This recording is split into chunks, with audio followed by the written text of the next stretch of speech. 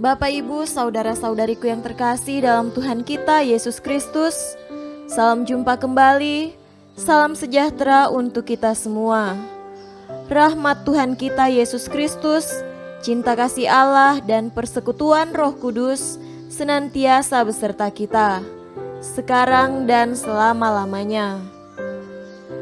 Hari Minggu 14 Juni 2020 adalah Hari Raya Tubuh dan Darah Kristus. Marilah kita mendengarkan dan merenungkan bacaan-bacaan kitab suci. Bacaan pertama dari kitab Ulangan, pasal 8, ayat 2-3, dilanjutkan dengan ayat 14b sampai 16a. Ingatlah kepada seluruh perjalanan yang kau lakukan atas kehendak Tuhan Allahmu di padang gurun selama 40 tahun ini dengan maksud merendahkan hatimu dan mencobai engkau untuk mengetahui apa yang ada dalam hatimu, yakni apakah engkau berpegang pada perintahnya atau tidak.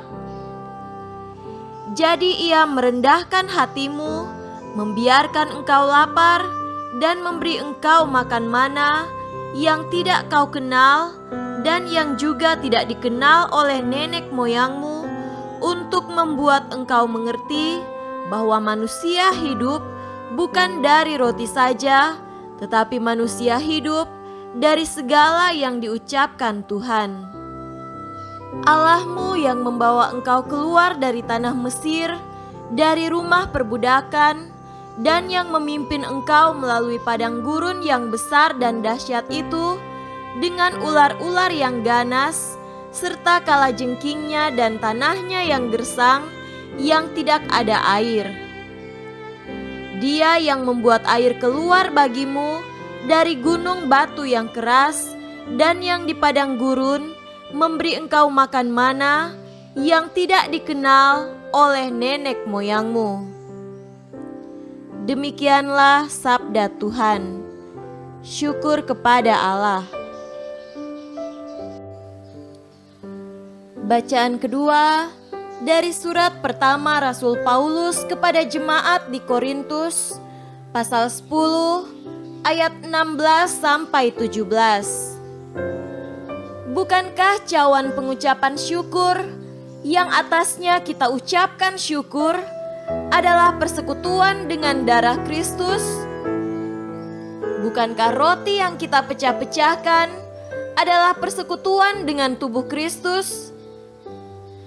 Karena roti adalah satu, maka kita, sekalipun banyak, adalah satu tubuh, karena kita semua mendapat bagian dalam roti yang satu itu. Demikianlah sabda Tuhan. Syukur kepada Allah. Tuhan beserta kita sekarang dan selama-lamanya.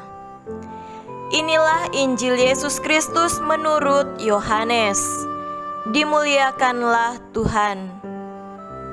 Injil Yohanes pasal 6 ayat 51-58. Akulah roti hidup yang telah turun dari sorga. Jikalau seorang makan dari roti ini, ia akan hidup selama-lamanya, dan roti yang kuberikan itu ialah dagingku yang akan kuberikan untuk hidup dunia. Orang-orang Yahudi bertengkar antara sesama mereka dan berkata, bagaimana ia ini dapat memberikan dagingnya kepada kita untuk dimakan? Maka kata Yesus kepada mereka, Aku berkata kepadamu, sesungguhnya jikalau kamu tidak makan daging anak manusia dan minum darahnya, kamu tidak mempunyai hidup di dalam dirimu. Barang siapa makan dagingku dan minum darahku, ia mempunyai hidup yang kekal, dan aku akan membangkitkan dia pada akhir zaman. Sebab dagingku adalah benar-benar makanan, dan darahku adalah benar-benar minuman. Barang siapa makan dagingku dan minum darahku, ia tinggal di dalam aku, dan aku di dalam dia. Sama seperti Bapa yang hidup mengutus aku, dan aku hidup oleh Bapa, demikian juga barang siapa yang memakan aku akan hidup oleh aku. Inilah roti yang telah turun dari sorga, bukan roti seperti yang dimakan nenek moyangmu, dan mereka telah mati.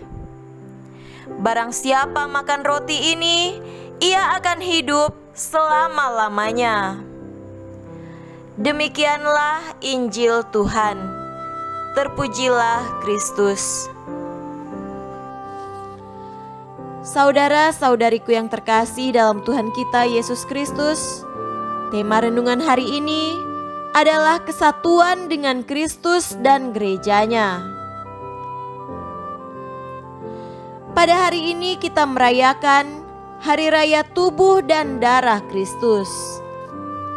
Pertama-tama, pada hari raya ini selalu mengingatkan kita akan pemberian diri Yesus yang tanpa batas untuk keselamatan umat manusia.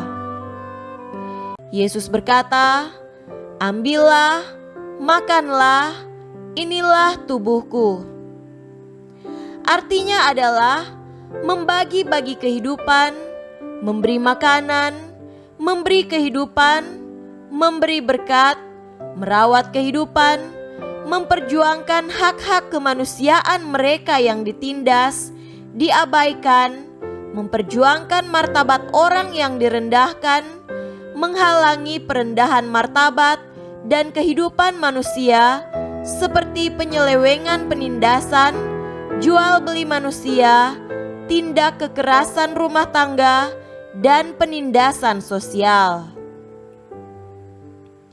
Saudaraku terkasih, pada hari raya ini adalah juga menyangkut Yesus yang menumpahkan darahnya.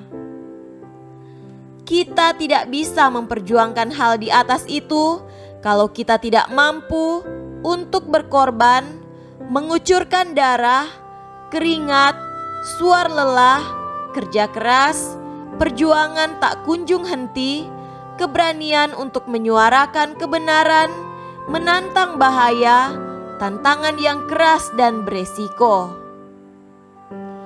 Untuk keselamatan dan cinta, seseorang akan berani berkorban, bahkan sampai mempertaruhkan nyawanya. Hari ini menekankan kesatuan erat kita dengan Kristus. Yesus bersabda, "Barang siapa makan dagingku dan minum darahku, ia tinggal di dalam aku, dan aku di dalam dia." Barang siapa bersatu dengan Kristus akan memperoleh hidup yang kekal.